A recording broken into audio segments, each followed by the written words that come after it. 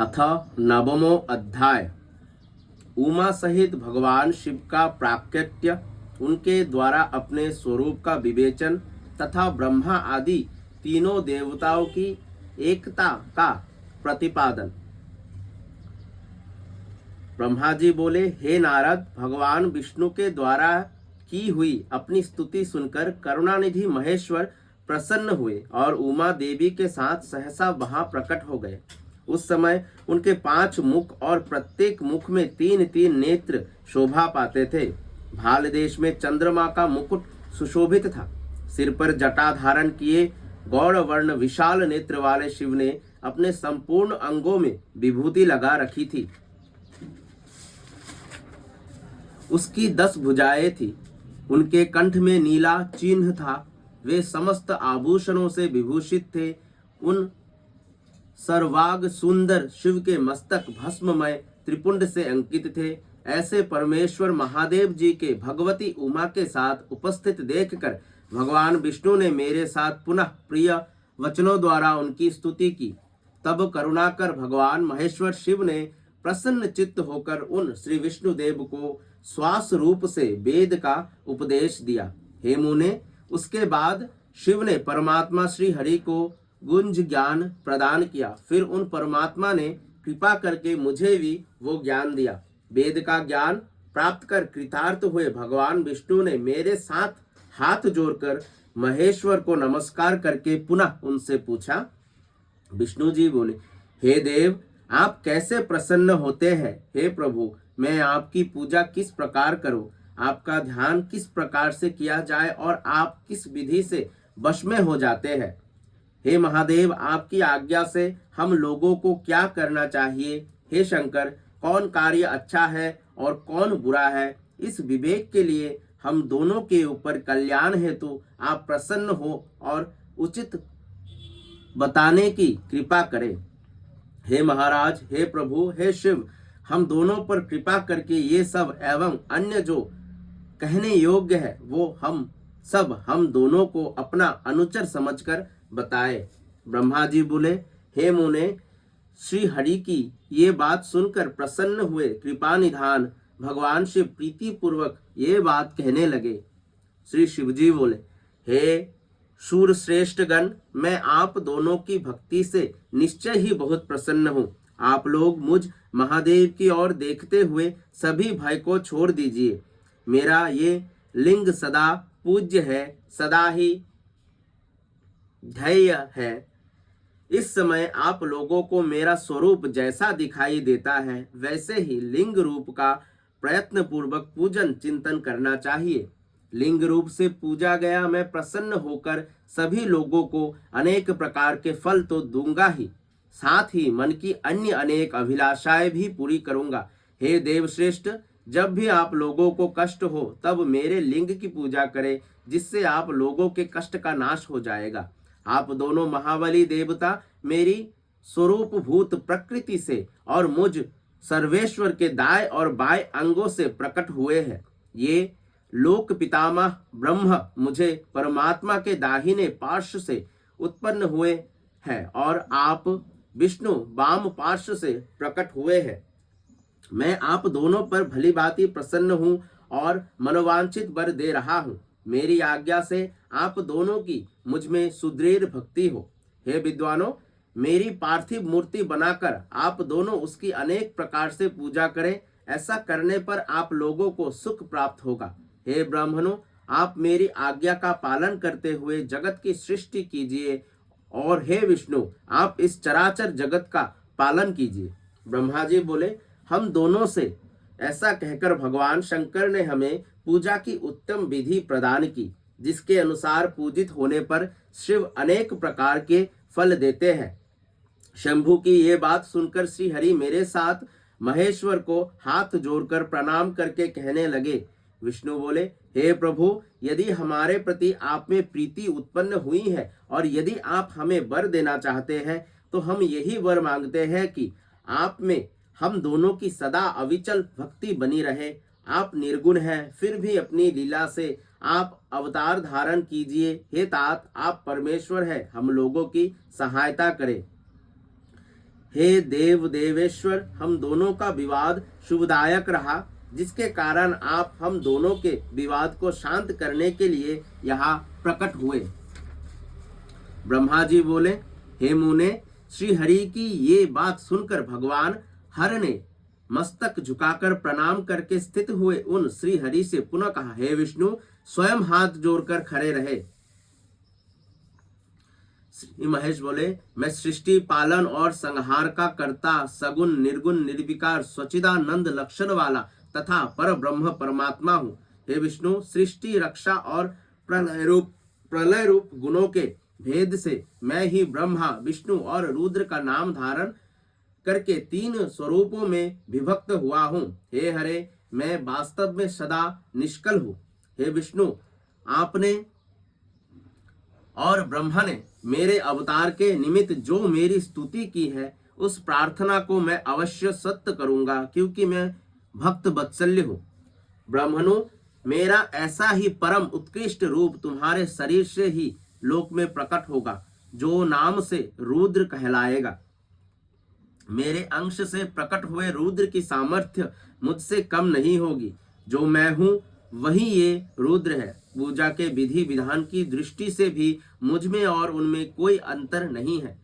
जैसे जल आदि के साथ ज्योतिर्मय बिंब का प्रतिबिंब के रूप में संपर्क होने पर भी बिंब में स्पर्श दोष नहीं लगता, उसी प्रकार मुझ निर्गुण परमात्मा को भी किसी के संयोग से बंधन नहीं प्राप्त होता। ये मेरा शिव रूप है। जब रुद्र प्रकट होंगे तब वे भी शिव के ही तुल्य होंगे। हे महामुने, मुझ में और उनमें परस्पर भेद नहीं करना चाहिए। वास्तव में एक ही रूप सब जगत में व्यवहार निर्वाहक लिए 2 रूपों में विभक्त हो गए हैं। अतः शिव और रुद्र में कभी भी भेद नहीं मानना चाहिए। शिव और रुद्र में भेद वैसे ही नहीं है जैसे एक सुवर्ण खंड में समरूप से एक ही वस्तु तत्व विद्यमान रहता है, किंतु उसी का आभूषण बना देने पर नाम भेद आ जाता है। वस्तु तत्व की दृष्टि से उसमें भेद नहीं होता।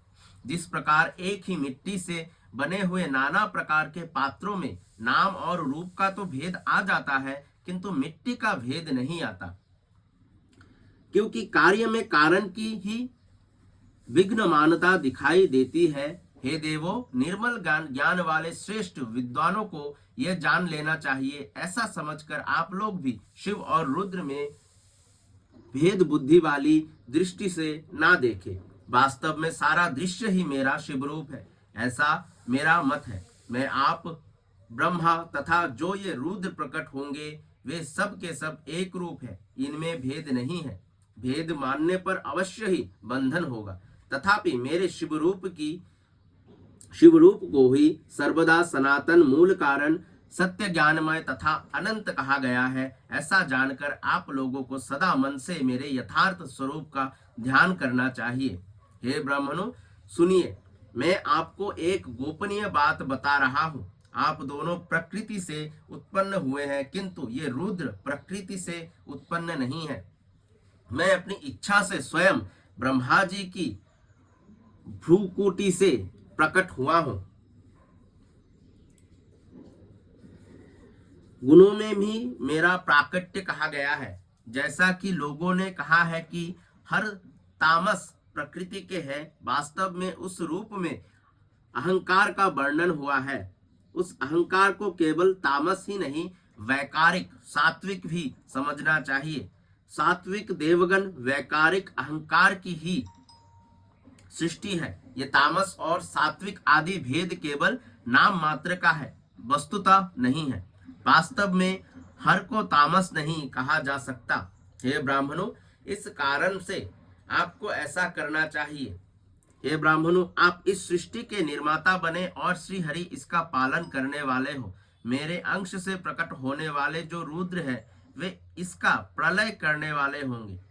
ये जो उमा नाम से विख्यात परमेश्वरी प्रकृति देवी है, इन्हीं की शक्ति भूता बाग देवी ब्रह्मा जी का सेवन करेंगी।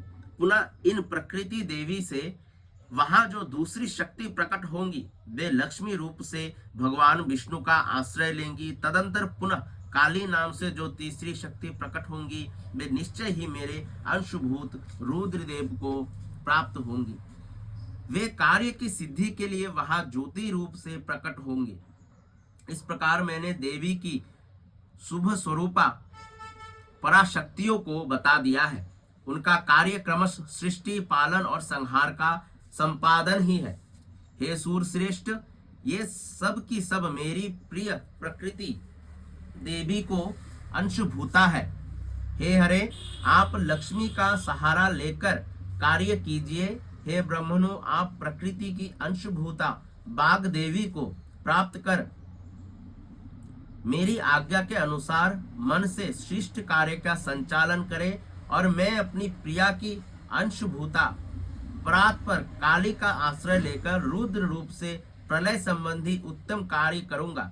आप सब लोग अवश्य ही संपूर्ण आश्रमों तथा उनसे भिन्न अन्य विविध कार्यों द्वारा चारों वर्णों से भरे हुए लोक की सृष्टि एवं रक्षा आदि करके सुख पाएंगे। हे हरे, आप ज्ञान विज्ञान से संपन्न तथा संपूर्ण लोकों के हितैषी है। अतः अब आप मेरी आज्ञा से जगत में सब लोगों के लिए मुक्तिदाता बने। मेरा दर्शन होने पर जो फल प्राप्त होता है वही फल आपका दर्शन होने पर भी प्राप्त होगा। मैंने आज आपको यह वर दे दिया है। ये सत्य है, इसमें कोई संशय नहीं है। मेरे हृदय में विष्णु है और विष्णु के हृदय में मैं हूँ। जो इन दोनों में अंतर ही नहीं समझता वही मेरा मन है, अर्थात वही मुझे प्रिय है। श्रीहरि मेरे बाएं अंग से प्रकट हुए हैं, ब्रह्मा दाहिने अंग से उत्पन्न हुए हैं और महाप्रलयकारी विश्वात्मा रुद्र मेरे हृदय से प्रादुर्भूत हुए हैं। हे विष्णु, मैं ही ब्रह्मा, विष्णु और भव नाम से तीनों रूपों में विभक्त हो गया हूँ। मैं रज आदि तीनों गुणों के द्वारा सृष्टि, पालन तथा संहार करता हूँ। शिव गुणों से भिन्न है और वे साक्षात प्रकृति तथा पुरुष से भी परे हैं। वे अद्वितीय, नित्य, अनंत, पूर्ण एवं निरंजन पर ब्रह्म है। तीनों लोकों का पालन करने वाले श्री हरि भीतर तमोगुण और बाहर सत्वगुण धारण करते हैं। त्रिलोकी का संहार करने वाले रुद्रदेव भीतर सत्वगुण और बाहर तमोगुण धारण करते हैं तथा त्रिभुवन की सृष्टि करने वाले ब्रह्मा जी बाहर और भीतर से ही भी रजोगुणी है। इस प्रकार ब्रह्मा, विष्णु तथा रुद्र इन तीनों देवताओं में गुण है, परंतु शिव गुणातीत माने गए हैं। हे विष्णु, आप मेरी आज्ञा से इन सृष्टिकर्ता पितामह का प्रसन्नता पूर्वक पालन कीजिए। ऐसा करने से आप तीनों लोकों में पूजनीय होंगे। हे रुद्र, आपके और ब्रह्मा के सेव्य होंगे, क्योंकि त्रैलोक्य के लयकर्ता ये रुद्र शिव के पूर्ण अवतार है। पाद्म कल्प में पितामह आपके पुत्र होंगे। उस समय आप मुझे देखेंगे और वे ब्रह्मा भी मुझे देखेंगे। ऐसा कहकर महेश, हर सर्वेश्वर प्रभु अतुलनीय कृपा कर पुनः प्रेम पूर्वक विष्णु से कहने लगे। इस प्रकार श्री शिव महापुराण के अंतर्गत द्वितीय रुद्र संहिता के प्रथम खंड के सृष्टि उपाख्यान में शिव तत्व वर्णन नामक 9वां अध्याय पूर्ण हुआ। धन्यवाद। आज मैं 24वां अध्याय जो रुद्र संहिता के अंतर्गत है उसका पाठ किया। कल हम 10वां अध्याय का पाठ करेंगे। धन्यवाद। सांब सदाशिव सांब, सदाशिव सांब, सदाशिव सांब, सदाशिव सांब, सदाशिव हर शंभु।